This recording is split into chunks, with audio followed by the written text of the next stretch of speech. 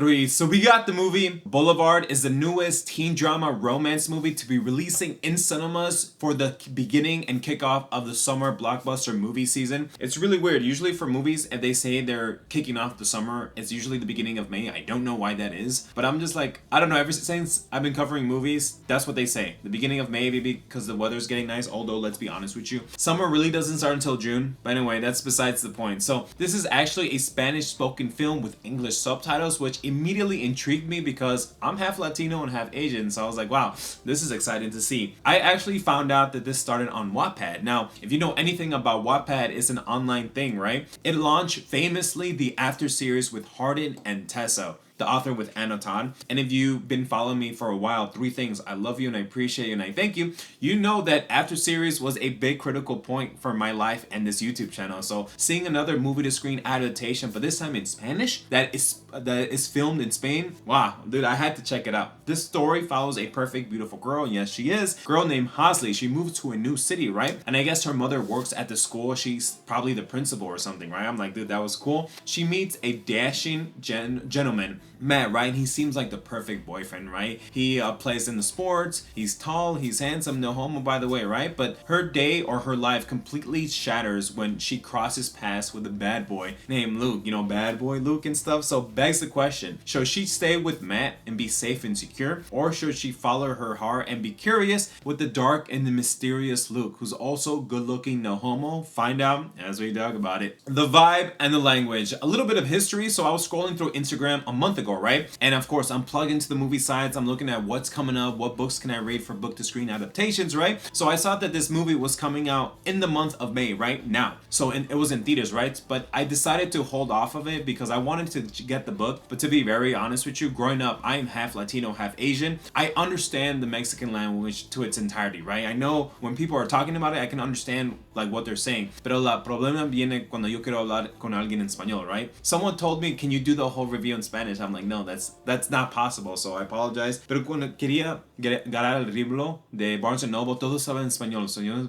no podía leer eso. I could only like read in English. Now, I could have done it on Audible, but I couldn't find it. Or maybe I didn't try hard enough, but whatever, right? I was like, dude, I have to talk about romance. I have to talk about this because some of you have known that I am a psychology dropout. I used to go to school to become a marriage counselor, so that was the thing for here in Chicago, but I dropped out because YouTube is my passion. I like romance. I love women. I want it to succeed, but I will be critical, just letting you know that I'm in your corner. But it's great seeing a movie Spanish speaking spoken in theaters based on romance that is filmed in Spain. Wow, dude, I love experiencing other movies that are half across the globe from my like Chicagoland area. I really like cyberpunk, neon futuristic and stuff, but seeing this in theaters was awesome still, nonetheless. The characters, let's talk about the characters. So first we have Hasley. She is gorgeous. She's basically a walking Barbie doll, right? Honestly, when you see the movie, doesn't she look like Lucy Hale? Dude, like if you put photos side by side, which I'll do right now, she looks like Lucy Hale. Lucy Hale is famously for Pretty Little Liars, Truth or Dare, right? She's like the shiny new toy in school. Of course, everyone's gonna be thinking about her, wanting to talk to her. I mean, she's gorgeous. Obviously, they're gonna be like, oh my god. She starts having this friend group of this gay guy, which, you know, I love gay guys. They're awesome. You know, I have some of them as friends of my own. She has other friends. She starts making a little bit of enemies, right? Because they're like, oh wow, she's the shiny new toy. All the good-looking guys are gonna want to talk to her. You know, of course, I mean, she's like a walking Barbie doll, as I told you. Then we have Luke, right? He's your traditional 19-year-old bad boy. You know, he's a bad boy. He rides the motorcycle. He dons the wear black leather jacket, right? He smokes the cigarettes. He has the curly blonde hair. He looks like he belongs in Jersey Shore, to be honest with you. He carries a dark, sinister past. As the movie untangles, we find out what happened and what caused him to be this bad boy. Bad boy.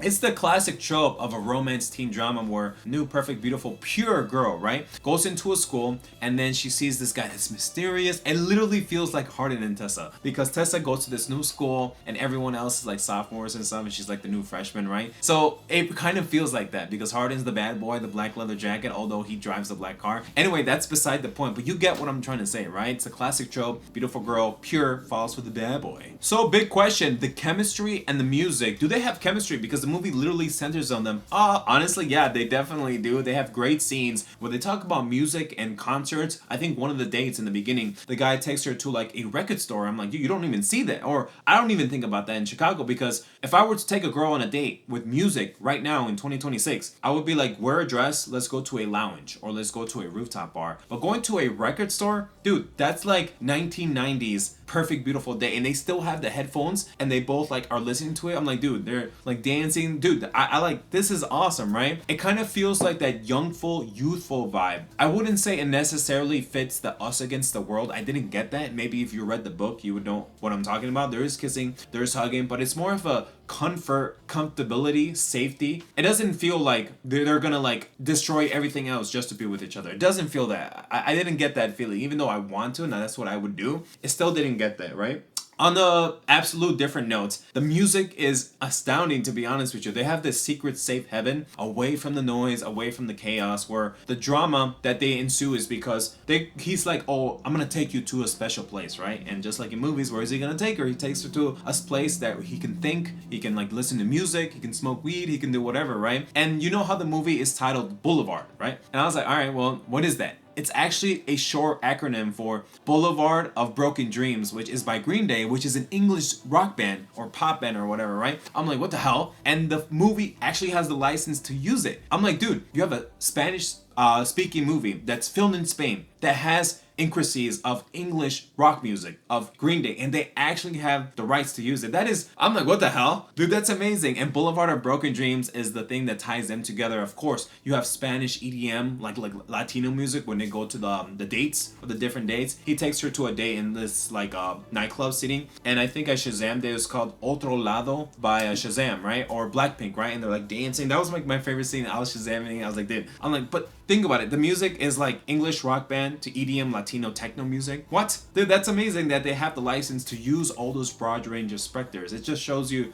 I just think music, I think it's amazing for this type of film. The way they used music, chef's kiss. The psychology of coming age. Now, some downers. Long story short, like I told you earlier, I was a psychology dropout, right? My whole thing was focusing on relationships, right? But I am 31 years old, right? I am looking for that next generation, like ride or die type love, you know? Give me that 50 Shades of Grey, Harden and Tessa, Sword Art Online, Kirito and Asuna. That's where I live. That's what I need, right? Because of that, and this is just a personal bias, I don't really like coming of age type of movies. And then when I found out what I was watching, I'm like, this feels like coming of age, because stay with me for a second. Coming of age, right, usually falls around 15 to 18, maybe 19, 20, 21. You're kind of getting out of coming of age, right? But usually with coming of age, it's either, I already know how it's gonna end. Either they outgrow themselves, oh, I can't be with you because I have to find myself, I have to work on my career, which I have done, by the way, but not in the traditional sense. I actually got heartbroken. Anyway, either someone, you know, they go away to a different state, they gotta work on themselves, or I gotta focus on my career, my mother's taking my family, my father, he has a new job, blah, blah, we can't be together. You see what I'm trying to say, right? Coming of age, it's like you're trying to find yourself, and it's like, I don't know why I hate it, because personally, when I was trying to find myself, I was not in a good place. I was, my world was just shattered. I was gonna get married with somebody, and it didn't work out, right?